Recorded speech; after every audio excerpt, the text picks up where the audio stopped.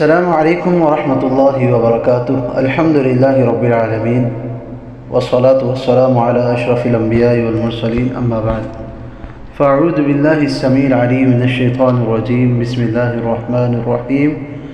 رب اشرح لی صدری ویسر لی امری واحلل عقدۃ من لسانی یفقهوا قولی۔ قال اللہ تعالی فی مقام آخر رب زدنی علما۔ اللہم انی اسألک علما نافعا ورزقا طیبا وعملا متقبلا، آمین۔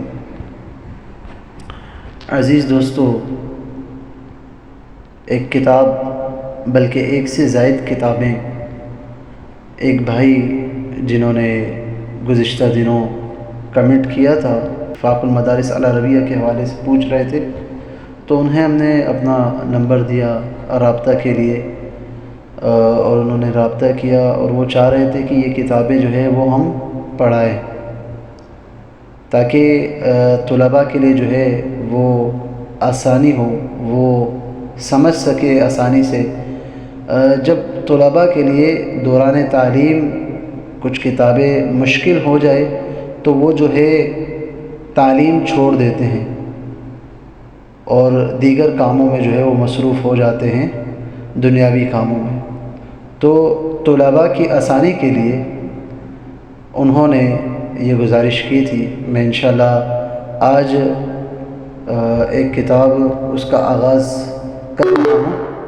آج پہلی کلاس ہے ہماری میزان الصرف کے حوالے سے، جو انہوں نے مجھے اس کی PDF سینڈ کی، انشاءاللہ آپ کو اسکرین پر دکھ رہی ہوگی۔ تو آج انشاءاللہ ہم اس کتاب کی پہلی کلاس ہم لینے جا رہے ہیں۔ تو اس کتاب کے سب سے ٹاپ پر ایک عبارت لکھی ہے کہ الصرف ام العلوم والنحو ابوہا۔ صرف جو ہے وہ علوم کے اندر ایک ماں کی حیثیت رکھتی ہے۔ جتنے یہ علم کی جمع ہے علوم جو ہے، تو صرف علوم میں ایک ماں کی حیثیت رکھتی ہے، اور نحو جو ہے وہ والد کی حیثیت رکھتا ہے۔ زیادہ تر علماء کے نزدیک میزان الصرف کے مصنف آپ کا نام عثمان ہے اور لقب سراج الدین ہے، اور سراج الدین اودہی سے مشہور ہیں۔ ریاست اودہ کے باشندے تھے، اس لیے اودہی کہلاتے تھے۔ یہ بھی کہا جاتا ہے کہ آپ لکھنوتی ریاست بنگال کے باشندے تھے۔ اس کے علاوہ آپ کی تصانیف میں میزان الصرف کے علاوہ ہدایت النحو بہت مقبول ہے۔ آپ کی وفات وہ 1758 ہجری میں ہوئی۔ اس کے ساتھ ساتھ ایک اور کتاب وہ منشعب ہے، اس کے مصنف کا نام ملا حمزہ بدایونی رحمہ اللہ ہے۔ تو الدرس الاول، پہلا درس، پہلا سبق، اس کے اندر ہدف کیا ہے؟ اس پہلے سبق میں آپ اگر دیکھیں کتاب کے جو ہے وہ دائیں جانب الاہداف، یہ ہدف کی جمع ہے کہ اس سبق کے اندر کیا اہداف ہوں گے، کیا ٹارگٹس ہوں گے، ٹھیک ہے۔ بعد دراست هذا الدرس يمكن للطالب، یعنی اس درس کو، اس سبق کو پڑھنے کے بعد طالب علم کے لیے کیا چیز ممکن ہوگی؟ نمبر 1، ان يعرف الصرف لغۃ و اصطلاحا، یہ کہ وہ جو ہے طالب علم صرف کو لغوی اور اصطلاحی طور پر پہچان لے گا۔ دوسرا، ان يعرف اللفظ والکلمۃ، وہ لفظ اور کلمہ کو پہچان لے گا۔ اور تیسرا، ان يعرف الصیغۃ لغۃ و اصطلاحا، صیغہ کو جو ہے وہ اصطلاحی اور لغوی طور پر وہ پہچان لے گا۔ اب کہتے ہیں کہ المصطلحات الضروریۃ، الحمد للہ رب العالمین والعاقبۃ للمتقین والصلاة والسلام علی رسولہ محمد وآلہ واصحابہ اجمعین۔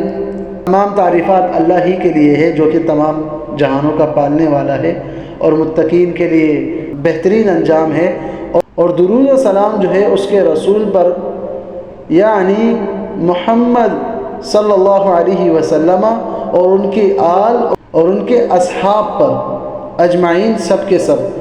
معنی الصرف لغتاً و اصطلاحاً، کہتے ہیں کہ صرف کا معنی لغوی اور اصطلاحی طور پر، الصرف لغتاً، صرف جو ہے وہ لغوی طور پر التحویل والتبدیل، تحویل پھیرنا، التبدیل بدلنا، صرف کا یہ لغوی معنی ہے۔ و اصطلاحاً، اور اصطلاحی طور پر تحویل صیغۃ واحدۃ الی صیغ کثیرۃ للحصول علی معان مختلفۃ، اور اس کی اصطلاحی تعریف یہ ہے کہ ایک صیغے کو ایک سے زائد بہت سے صیغوں کی طرف کیا ہے اس کو بدلنا، اس کو پھیرنا مختلف معانی کے حصول کے لیے۔ یعنی مثال کے طور پر ایک صیغے کو اگر دیگر بہت سے صیغوں کی طرف جو ہے انسان بدلتا ہے، وہ اسی لیے بدلتا ہے تاکہ وہ جو معنی چاہ رہا ہے اس کا حصول ہو جائے، وہ معنی اس کو حاصل ہو جائے۔ مثال کے طور پر ضرب صیغہ ہے، ہمارے پاس ایک صیغہ ہے فعل ماضی معلوم واحد مذکر غائب کا۔ اب میں جمع مذکر حاضر، یعنی میرے سامنے بہت سے لوگ ہیں اور میں ان کو مخاطب کرنا چاہ رہا ہوں، تو اس صیغے سے میں دیگر صیغے کی طرف، اس ایک صیغے سے مجھے جو معنی حاصل کرنا ہے اس دوسرے صیغے کی طرف میں اس کو کیا ہے بدلوں گا، پھیر دوں گا۔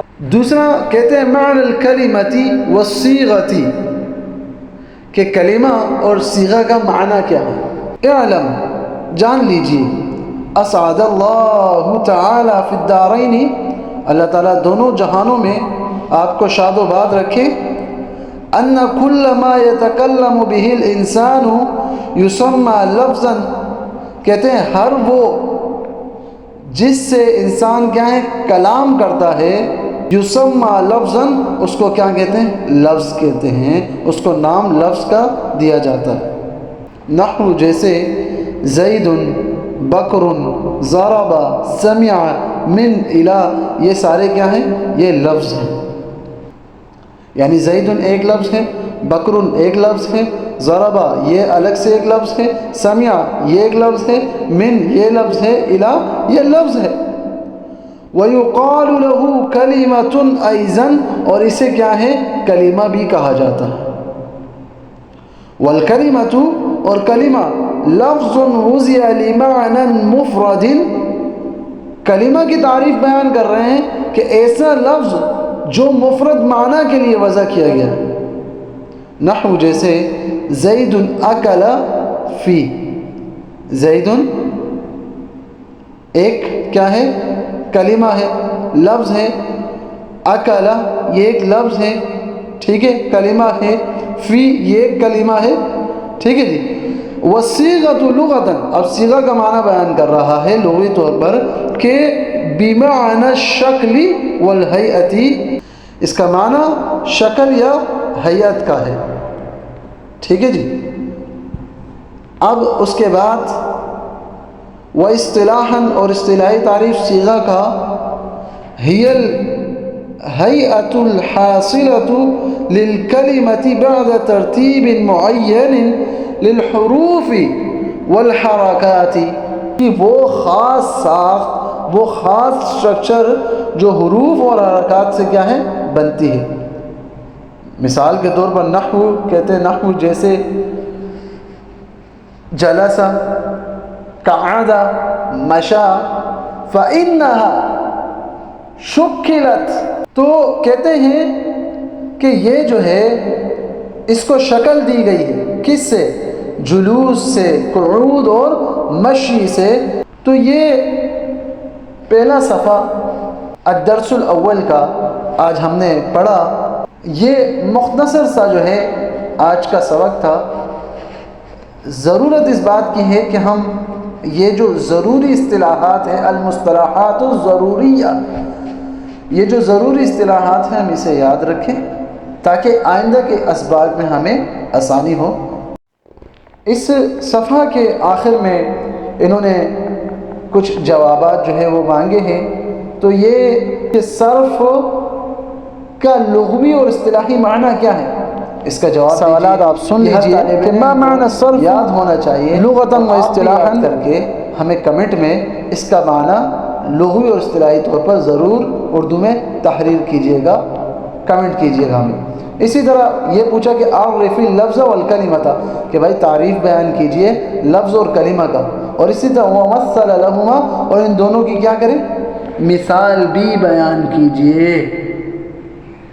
اچھا، اس کے علاوہ کیا کہتے ہیں، اکتب تعریف صیغۃ لغۃ و اصطلاحاً، کہ بھائی صیغے کی تعریف لغوی اور اصطلاحی طور پر لکھیں۔